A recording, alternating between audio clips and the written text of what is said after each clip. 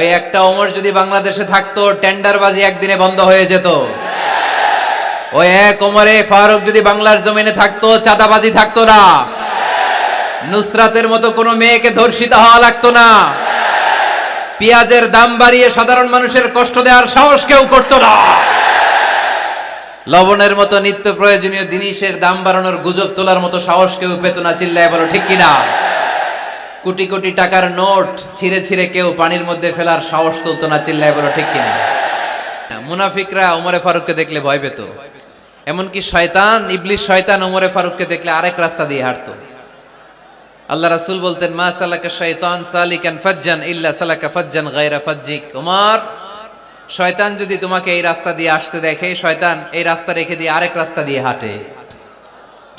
আবার আল্লাহ রাসূল সাল্লাল্লাহু আলাইহি ওয়াসাল্লাম বলেছেন, লা নাবিয়্যা বা'দি ওয়ালা রাসূলা, আমার পরে কোনো নবীও নাই, কোনো রাসূলও নাই, তবে লাউ কানা বা'দি নাবিয়্যুন লাকানা উমর, আমার পরে যদি নবী হওয়ার যোগ্যতা কারো থাকে, আমার সাহাবী ওমরের সেই যোগ্যতা আছে। পড়েন সুবহানাল্লাহ।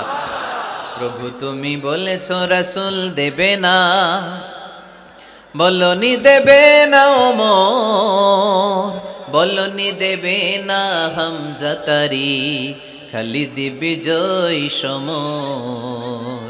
প্রভু তুমি বলেছো রাসূল দেবে না, বলনি দেবে না ওমর, বলনি দেবে না হামজা তারি, খালিদ বিজয় সমর।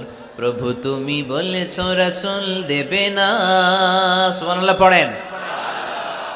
ওমরে ফারুক, ওরকম একটা ওমরের দরকার বাংলাদেশে। চিল্লায় বলেন ঠিক কিনা?